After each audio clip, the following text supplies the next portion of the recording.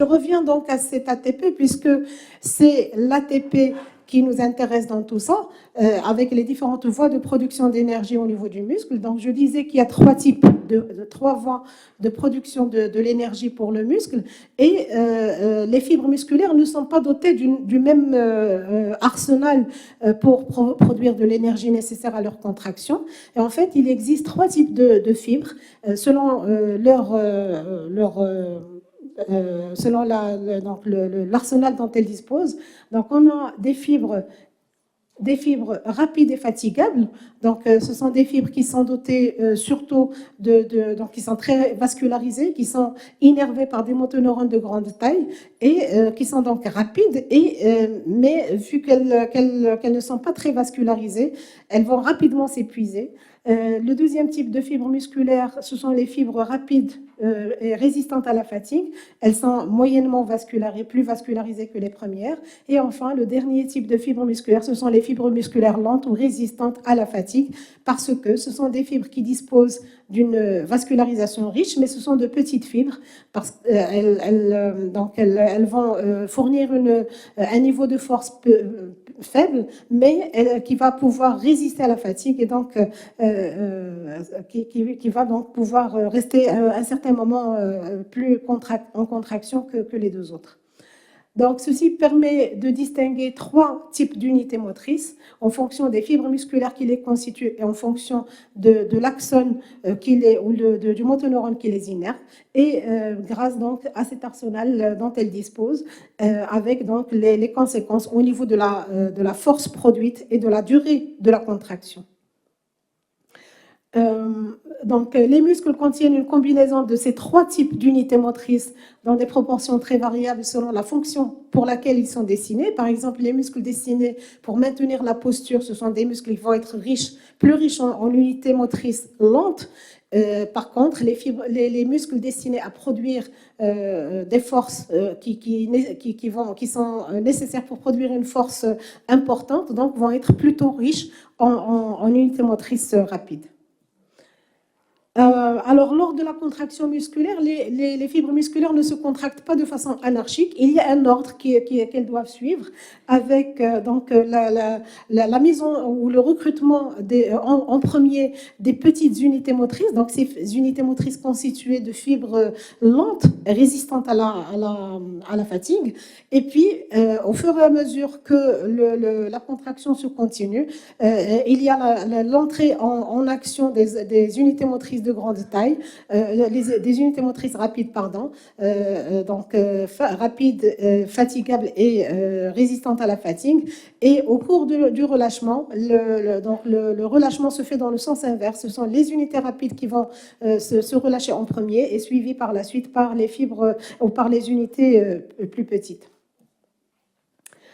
Alors, la fréquence d'excitation des motoneurones alpha stimulant les unités motrices, donc selon la voie motrice finale de Sherrington, elle-même commandée par le système nerveux central. Il faut savoir qu'il y a tout un programme moteur qui est préparé au niveau du système nerveux central, impliquant le cortex somatomoteur, les noyaux gris centraux, le thalamus et le cervelet, bien sûr, avec le rôle très important du cervelet, réalisant différentes boucles cortico-striato-palido-thalamo-corticales, avec une communication avec les trois subdivisions du cervelet, permettant donc l'élaboration d'un programme moteur qui comporte tous ces détails-là. Quelles sont les unités motrices qui vont être recrutées, quel est l'ordre de recrutement de ces unités motrices, quelle est la durée que va durer cette contraction, etc. Donc, tous ces détails-là sont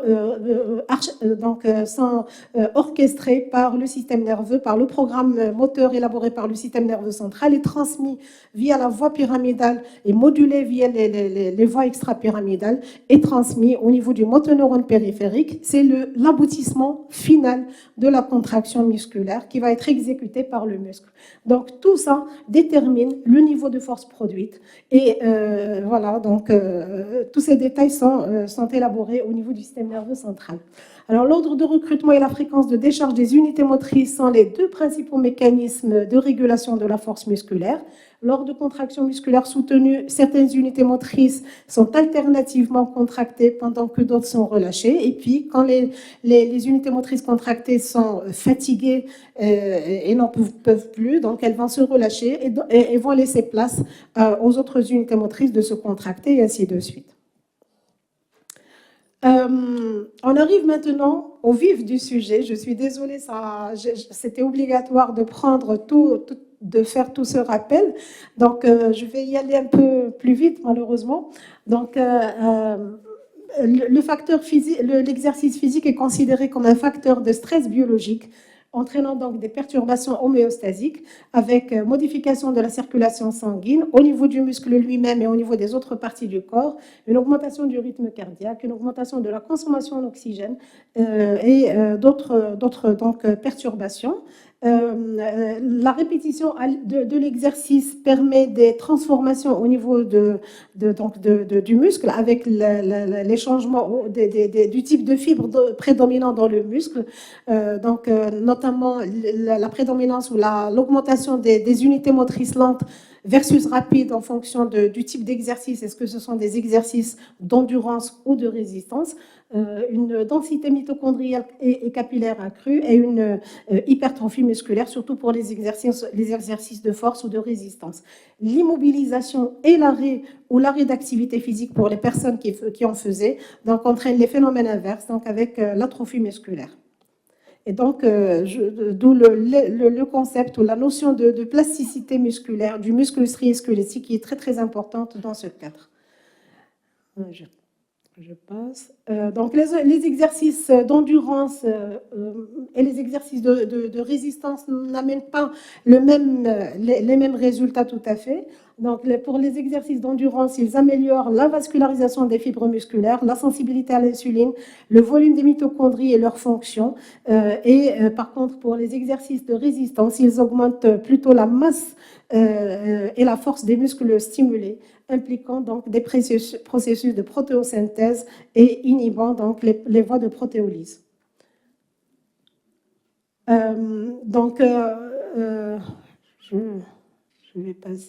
vais passer maintenant aux effets physiologiques de l'activité physique. Elles sont nombreuses, comme vous pouvez le deviner. Et on commence principalement avec les effets sur l'appareil cardiovasculaire. Et là, j'ai plein de choses qu'on peut citer à différents niveaux, au niveau de la mortalité et de l'incidence de maladies coronariennes, au niveau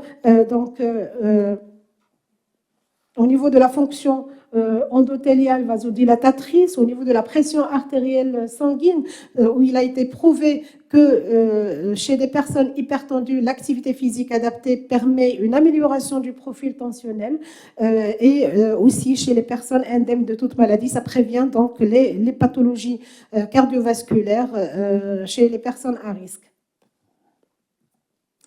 L'effet bénéfique sur le plan métabolique, sur le poids, quel que soit l'âge du sujet, a été prouvé avec une diminution de l'adiposité chez l'enfant et aussi chez l'adolescent. Chez l'adulte, l'activité physique permet de prévenir la prise de poids et maintient la perte de poids avec un niveau de preuve assez fort. Là aussi, un niveau de preuve très important pour la survenue d'un diabète de type 2 chez les sujets à risque. Et ceci agirait par la diminution à la phase aiguë de la glycémie, la diminution de l'insulinorésistance, la diminution du stockage des graisses viscérales, l'augmentation de l'oxydation mitochondriale des lipides au niveau musculaire. Sur le plan squelettique, l'activité physique permet d'activer la formation osseuse et de freiner la résorption au site de contrainte. Les effets bénéfiques aussi ont été prouvés sur la densité minérale osseuse et c'est un facteur de protection contre les fractures ostéoporotiques. Au niveau du sommeil et de l'état psychique, là aussi, les effets sont très, très bénéfiques, avec amélioration de la qualité et de la quantité de sommeil. L'exercice ou l'activité physique est considéré comme un synchronisateur du rythme circadien. Au niveau de l'état psychique, on a une diminution de l'anxiété et du risque de dépression, surtout lorsque l'activité physique est faite dans le cadre d'activités de loisirs. Et le mécanisme donc, de cet effet sur la réduction du stress n'est pas complètement élucidé, mais pourrait être lié à la diminution de la production du cortisol et des catécholamines. D'autres effets, notamment sur la douleur, sur l'immunité, qui sont très très importants, notamment pour l'effet sur l'immunité avec les interleukines sécrétées par le muscle, en particulier l'interleukine 6, aussi une action antitumorale. Alors, je conclus en disant qu'une bonne connaissance des bases fondamentales et des réponses musculaires à l'exercice ont constitué une étape très importante pour l'élaboration de protocoles d'activité physique adaptée. Les réponses de l'activité physique adaptée dépendent de plusieurs facteurs et les recommandations consistent à combiner des activités d'endurance et des activités de résistance avec surtout une activité physique régulière et adaptée. Et les effets sont bien sûr très bénéfiques sur plusieurs échelles et ça participe aussi à freiner la sénescence, en particulier la sarcopénie et le déclin cognitif. Et pour terminer, je reprends le slogan qui a été lancé lors du colloque, « Bouger, c'est bon pour la santé ». Je vous remercie. Merci, professeur Erguic, pour cette conférence très complète. Je n'ai pas eu l'occasion de remercier vivement professeur Elkain de l'invitation et de me permettre de participer à cette très belle réunion avec une thématique extrêmement intéressante et surtout transversale, partant du sujet en bonne santé, de la prévention et aux différentes maladies. Voilà. Donc, en accord avec ma collègue, on a décidé de laisser la discussion à la fin parce qu'on a beaucoup dépassé le temps. Et donc, sans trop tarder, je passe la parole à professeur Ushkets qui va parler de l'évaluation clinique revisitée de l'atteinte musculaire. Bonjour à toutes et à tous. Donc, on verra ensemble l'évaluation clinique revisitée de l'atteinte musculaire. On sait bien que l'évaluation clinique de l'atteinte musculaire est essentielle pour éliminer toutes les pathologies toutes les pathologies musculaires ou nerveuses qui peuvent altérer l'accomplissement d'une tâche fonctionnelle ou d'une activité physique. Une atteinte musculaire, il peut résulter d'une origine génétique ou acquise, par exemple inflammatoire ou toxique. Donc, pour faire la part des choses, on peut déjà à l'examen clinique être guidé vers une étiologie ou une autre.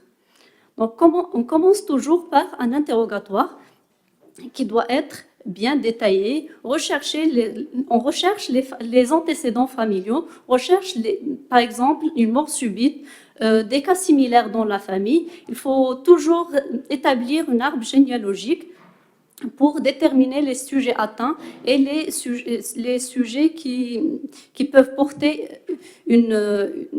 un gène mutant, mais qui n'a pas les signes cliniques.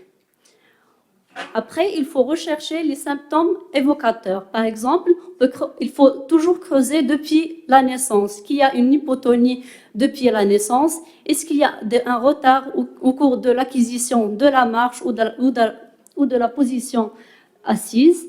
Rechercher s'il y avait des difficultés pour courir, pour monter les escaliers, s'il y avait des chutes fréquentes. Est-ce qu'on avait une bonne activité physique avant et là il y a une régression ou une intolérance à l'effort, rechercher des blessures antérieures, présence d'une maladie chronique ou de prise de médicaments. Comme par exemple, il y a des médicaments qui sont myotoxiques comme les statines. Donc, après tout ça, il faut bien écouter le malade. Donc, rechercher les signes pour lesquels le patient consulte. Pour les atteintes musculaires, la plupart du temps, c'est une faiblesse musculaire. Il faut localiser s'il y a une faiblesse qui est généralisée, qui est localisée au niveau des ceintures scapulaires, pelviennes, ou c'est localisé focal au niveau d'un seul groupe musculaire. Rechercher une fatigabilité qui peut être fluctuante, qui peut apparaître juste après l'effort, en fin de journée, qui peut orienter vers une atteinte de la jonction neuromusculaire, où elle est continue. Rechercher aussi des myalgies qui sont spontanées, déclenchées surtout par l'effort, qui peuvent orienter vers un syndrome d'intolérance à l'effort. Pour la raideur musculaire ou myotonie, c'est un défaut ou un retard de relâchement musculaire. Donc, le malade a du mal à se relâcher quand par exemple, il serre la main, il a du mal à relâcher facilement. On recherche aussi une tête tombante, une atteinte oculomotrice. Le malade peut avoir une diplopie, un ptosis ou des troubles de déglutition ou dyspnée qui peuvent faire la gravité de l'atteinte musculaire. Donc, il faut absolument les chercher et demander s'il fait des fausses routes. Rechercher une myoglobinurie qui peut orienter vers certaines atteintes musculaires ou myopathies. Pour l'examen musculaire détaillé, donc, en général, il faut faire un examen neurologique complet. Donc, on a préparé une capsule par l'équipe de physiologie en collaboration avec le service de neurophysiologie de l'hôpital de spécialité de Rabat et l'équipe de rhumatologie de l'hôpital d'Ayachi de Salé, une capsule où on a essayé de regrouper les tests à faire, surtout devant une atteinte musculaire. Donc, on a choisi les quelques tests à faire pour définir le niveau de l'atteinte ou de la lésion. Donc, je vous laisse voir.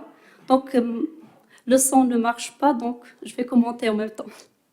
Donc, généralement, pour l'examen neurologique, il faut être structuré. On commence par l'étude de la posture de la station debout, puis on passe à l'étude de la marche, puis de la motricité qui comporte le tonus musculaire, l'étude des réflexes et le testing musculaire. On évalue la coordination et la sensibilité et on finit par examiner les nerfs crâniens. Donc, pour l'étude de la posture, on évalue la symétrie acromio-claviculaire, les épines iliaques, les genoux et les chevilles. On regarde s'il n'y a pas de déformation de scoliose ou de syphose hyperlordose. On recherche s'il y a une hypertrophie ou une amyotrophie au niveau des chevilles. On fait le test de la marche, on demande au malade de marcher normalement. On regarde le ballon des mains et s'il y a une diminution de l'amplitude ou de la vitesse des pas.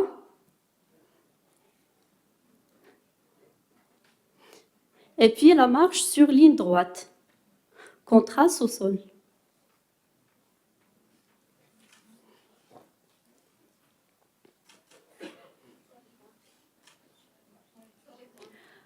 Puis la marche sur les pointes et sur les talons.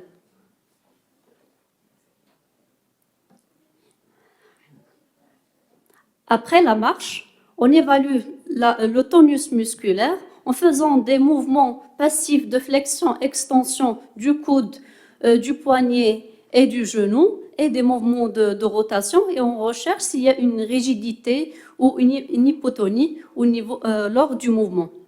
Le patient doit être bien relâché, bien sûr.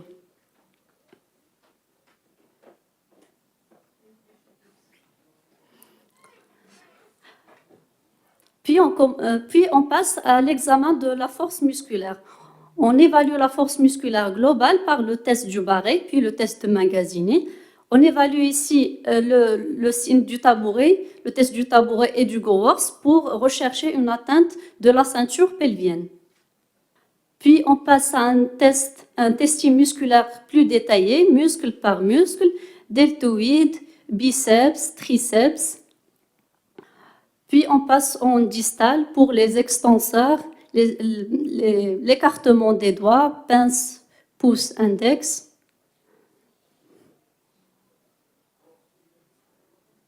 Et on fait une cotation selon de 0 à 5, 0 pour si on n'a aucune contraction, 1 si on a une contraction mais qui n'entraîne pas de mouvement, et en code 2 si on a un mouvement mais pas contre une gravité. Par exemple, si il fait un mouvement par la main mais il n'arrive pas à maintenir en gravité.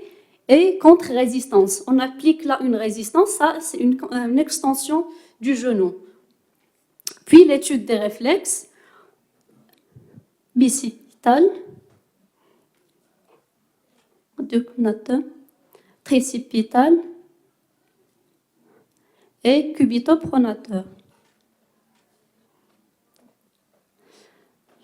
Au niveau des membres inférieurs, réflexe rotulien pour la L4, la racine L4 et réflexe achillien pour la racine S1. Donc, on s'attend dorsiflexion. Après, on recherche le réflexe cutané plantaire.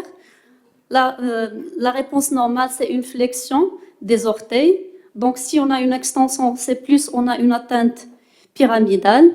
Et le réflexe idiomusculaire, c'est un défaut, on recherche un défaut de relâchement musculaire. Là, on a une contraction rapide, puis relâchement du muscle. Pour la coordination, on a le test du Rambert et l'examen manœuvre talon-genou et douanier. On recherche s'il y a une dysmétrie au niveau de la manœuvre.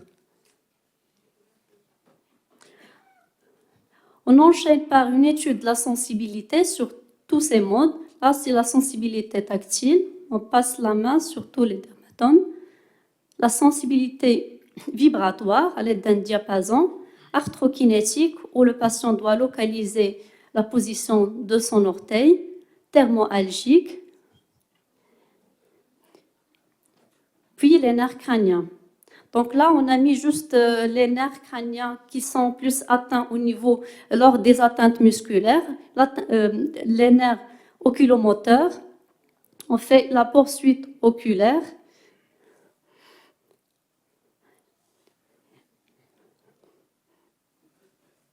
On recherche un défaut, une atteinte des muscles du droit interne ou externe.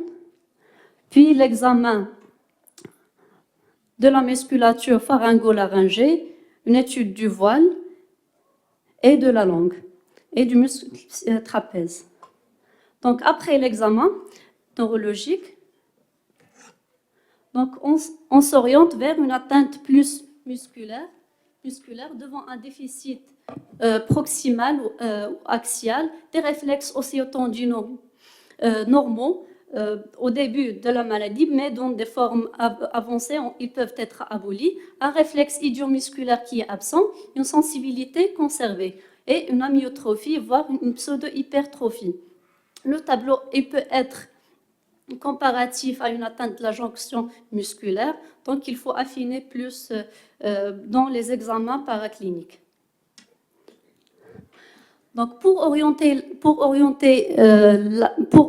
l'étiologie, la démarche diagnostic-étiologie, on a quelques signes qui peuvent être en faveur d'une atteinte plus qu'une autre, en fonction de la topographie de l'atteinte. Si on a une atteinte qui prédomine au niveau des ceintures, qui est la présentation la plus habituelle qu'on trouve dans la plupart des myopathies héréditaires et acquises, inflammatoires ou toxiques, l'atteinte est aussi dans les atteintes de la jonction musculaire qui est le diagnostic différentiel essentiel qu'il faut éliminer. Si on a des réflexes osséotendineux abolis, il faut penser à une amyotrophie spinale et un syndrome de Lambert-Eaton, d'où l'intérêt d'un examen neurologique complet. Donc, pour l'atteinte des ceintures, le patient a une atteint surtout des muscles extenseurs et fléchisseurs de la hanche. Donc, avoir une marche dandinante, comme on voit sur la vidéo.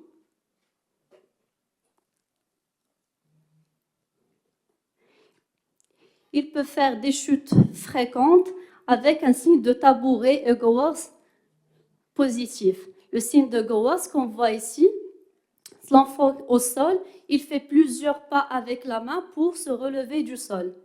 On peut avoir une hypertrophie des mollets, surtout dans la maladie de Duchenne, on l'a dit